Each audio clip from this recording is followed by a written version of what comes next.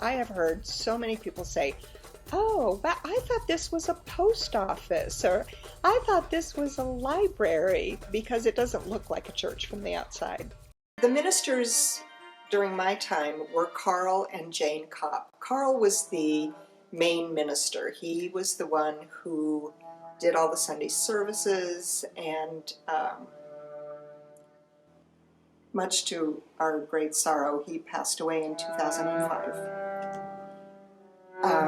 It was a very difficult time, and Jane, bless her heart, despite her grief and everything that was going on, said that she would continue in his place.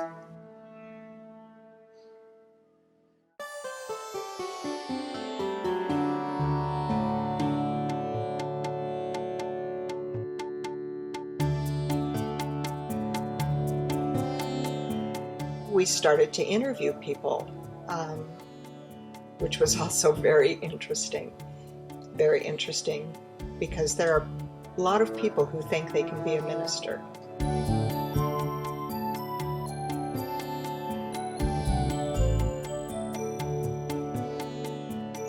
He was ready, and so that's how it happened. And he started, I think it was last March.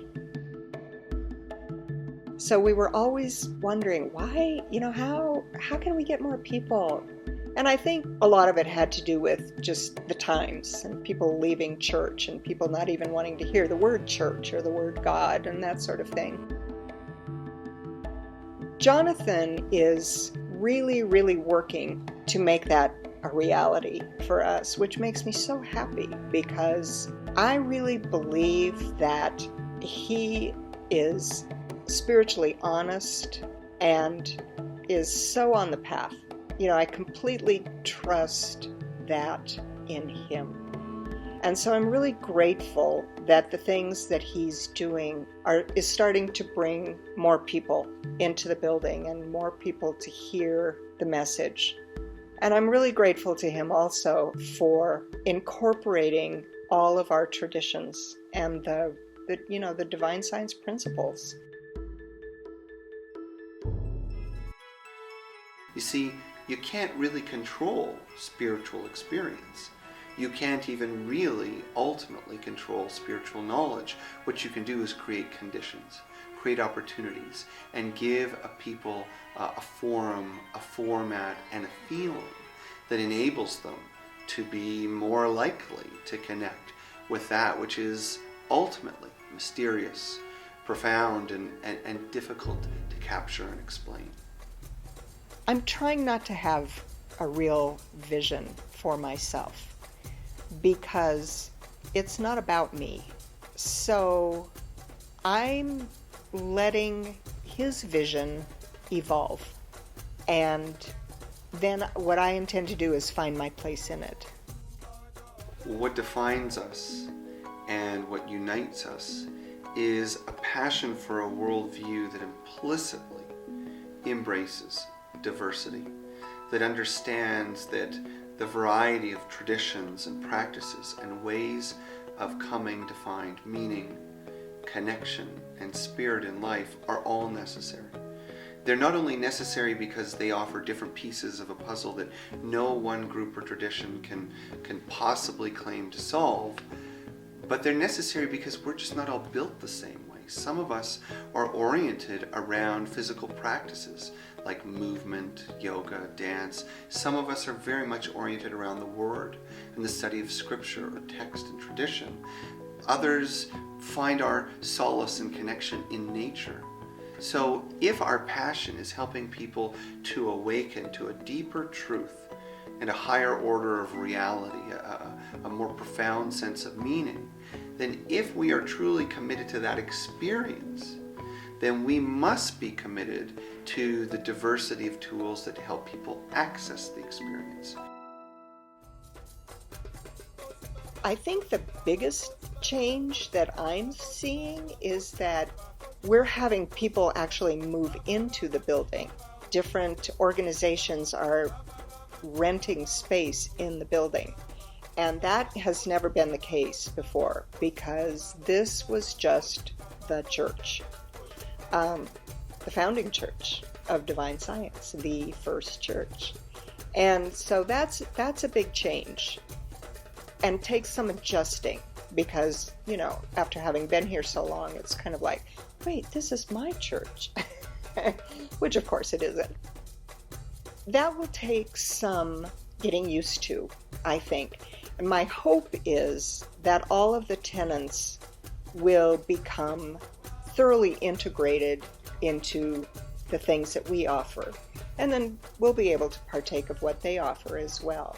Given this commitment to experiencing the spiritual, to helping people to go deeper on the personal journey, it means that as a community, as a container, we must be mature enough, brave enough, and committed enough to hold diverse, sometimes competing, sometimes radically different views and approaches all in the same space. And to say, maybe not everything is for us, and maybe not everything is for me, but we're willing to listen, we're willing to hear, we're willing to be in dialogue, because a growing spirit ultimately sees that everything comes from the same source, and therefore, whether we agree with it or not, holds some key to understanding, some key to awareness, and that willingness to be comfortable with uncertainty and diversity, I think sets us apart.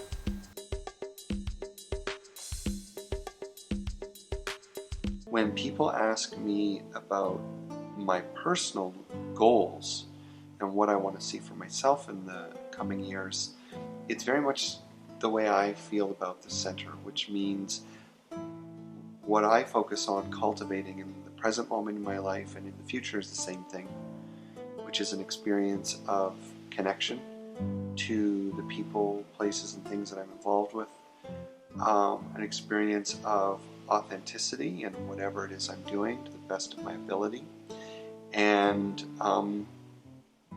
I like to be creative and have fun. So as long as I'm doing those things and I get a good amount of time in nature and I get to play with my son, I'm not too worried about the future.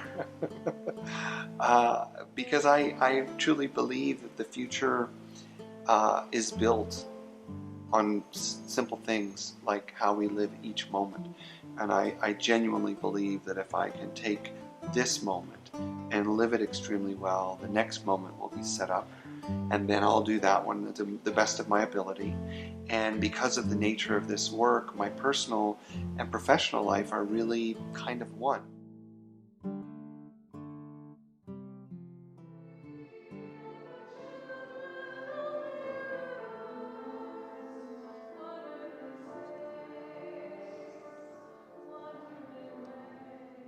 Every person we meet is ultimately, or can ultimately be in time, seen as, experienced as, felt as our own family. And if you've traveled, and we have a somewhat international group here today, we have Venezuela and Spain and probably other countries represented, you start to understand that better because you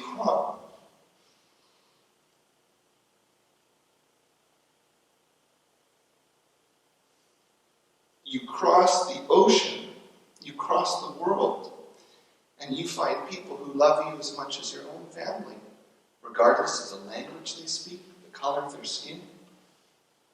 And very often it is people who travel, it is people of minorities, it is people of color who realize the importance of family, because family is how they thrive and survive and find support in difficult times. And I become emotional because I have been blessed